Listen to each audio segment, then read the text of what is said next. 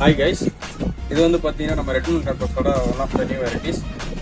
இது வந்து பார்த்தீங்கன்னா ஹேண்ட் ஷூட்டர். இதில் சிங்கிள் டியூப்பில் வந்து பார்த்தீங்கன்னா 30+ ஷாட்ஸ் இருக்கும். இது வந்து ஓப்பன் சர்ஃபேஸில் ரொம்ப கேர்ஃபுல்லாக ஹேண்டில் பண்ணணும்.